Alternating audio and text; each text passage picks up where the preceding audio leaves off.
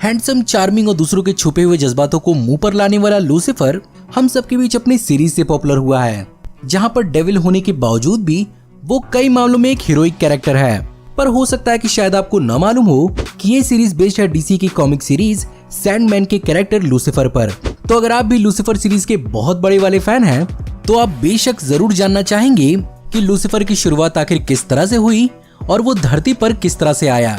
Comics का Lucifer अपने TV series के काउंटर पार्ट से कितना डिफरेंट है और क्या क्या है इसकी पावर्स एंड एबिलिटीज और वीकनेस, ये और बहुत कुछ आपको इस वीडियो में जानने को मिलेगा। तो देर किस बात की। हे गाइस, मेरा नाम है पंकज सागर और आपका स्वागत है गेमों को हिंदी के एक और फ्रेश वीडियो में। Now without wasting any more time, let's get started.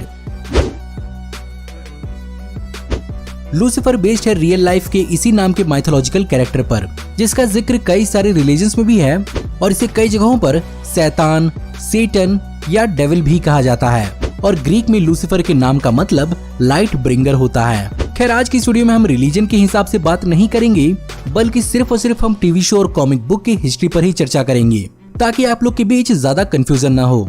वैसे तो डीसी कॉमिक्स की शुरुआत से ही डेविल के हिंट इधर उधर मिलते ही रहे हैं, पर इसे परमानेंटली लूसीफर के रूप में इंट्रोड्यूस किया गया सैंडमैन के वॉल्यूम 2 के इशू नंबर 4 में, जो 1989 में डीसी के वर्टिगो इम्प्रिंट के अंदर पब्लिश हुई थी, जिसे अब डीसी ब्लैक कहा जा रहा है।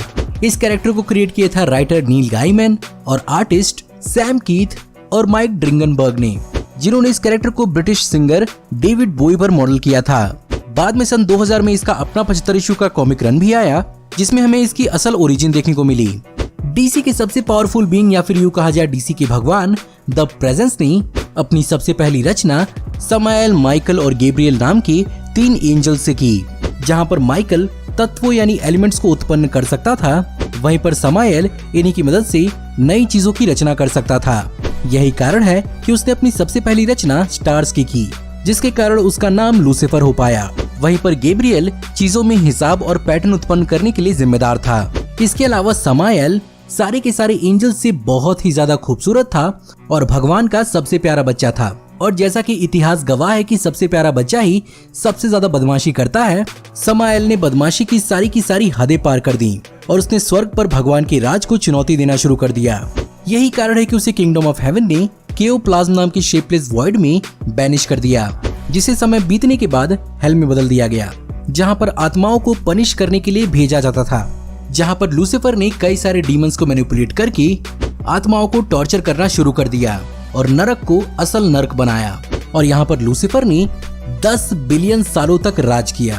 और अगर आपको एक अंदाजा चाहिए ही, तो ये जान लीजिए कि ब्रह्मांड को बने 13.8 बिलियन ईयर्स हो चुके हैं, जिसमें से हमारे अपने सोलर सिस्टम और इसमें मौजूद हमारे ग्रह पृथ्वी को बने हुए 4.5 बिलियन साल ही हुए हैं। खैर, एक तो लूसीफर हेल में रहकर बोर हो जाता है, वहीं पर दूसरी तरफ वो लोगों के स्टीरियोटाइप से चिढ़ने लगता है, जहाँ पर माना जाता है कि लूसीफर आत्माओं का सौदा करता है और इंसानों के बुरे कामों के लिए वही जिम्मेदार है।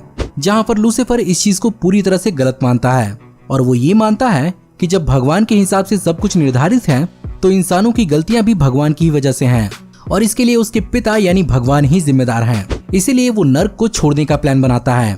और जब उसकी मुलाकात डीसी कॉमिक्स में ड्रीम से होती है, जिसे मॉर्फियस और सैंडमैन भी कहा गया है, तब वो अपने पंखों को उससे कटवाता है और नर्क पर ताला लगाकर उसकी चाबी सैंडमैन को दे देता है, जहां से वो वेस्टर्न ऑस्ट्रेलिया के पर्थ में जाता है और वहां से वो लॉस एंजलिस आकर लक्स नाम का क्लब खोलता है, जिसमें उसका साथ देती है उसकी डीमन आर्मी की सोल्जर और उसकी पार्टनर मेज़कीन।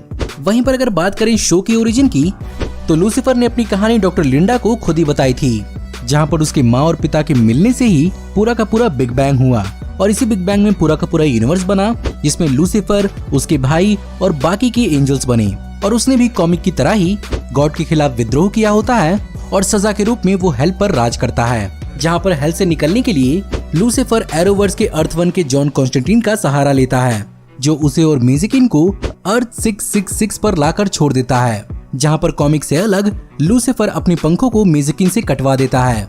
इसके अलावा उसने एमेनेडिल का नेकलेस चुराया होता है और एमेनेडिल को नेकलेस देने के दौरान वो उससे डील करता है कि वो मेज और उसे अर्थ पर ही छोड़ देगा, जिसके कारण एमेनेडिल उसे वापस नहीं ले जा पाता है।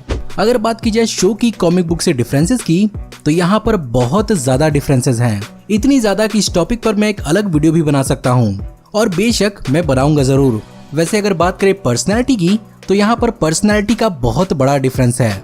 जहाँ पर कॉमिक का लूसीफर बहुत ही ज्यादा सेल्फ सेंटर्ड और किसी से मतलब न रखने वाला है, वहीं पर शो का लूसीफर अपने उसूलों को बरकरार रखने के बहाने दूसरों की परवाह भी करता हुआ दिखाई देता है और खासकर क्लोई डेकर से उसका रोमांटिक रिलेशनशिप है। लेकिन कॉमिक बुक में ऐसा कुछ भी नहीं है, वो बस किंग ऑफ हेल है जो धरती पर रहता है। वहीं पर अगर बात करें अमेनाडील की, तो अमेनाडील जितना लूसीफर की सीरीज में परवाह करता है, कॉमिक बुक में वो लूसीफर से उतनी ही नफरत करता है, इस बात के लिए कि उसने गॉड के खिलाफ रेबेल किया था।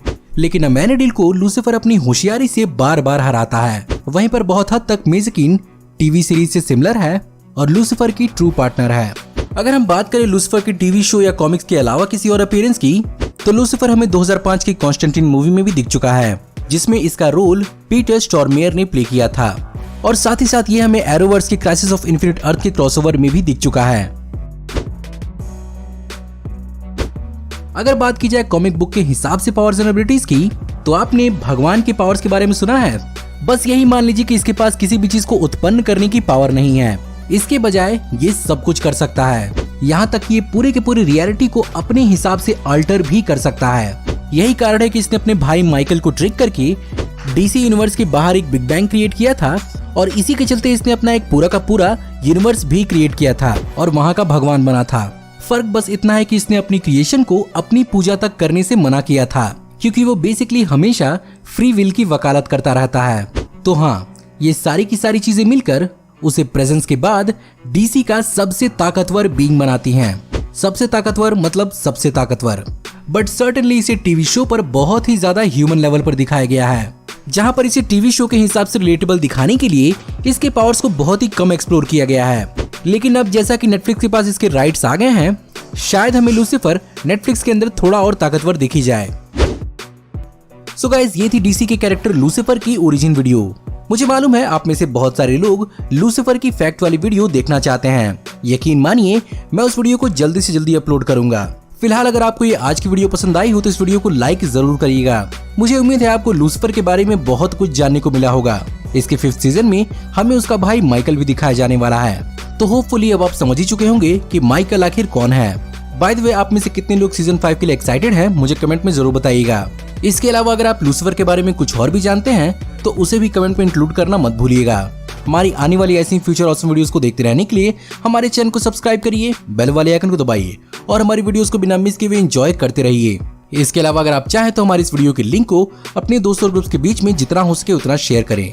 Thank you for watching, see you in the next video. Till then take care, good bye.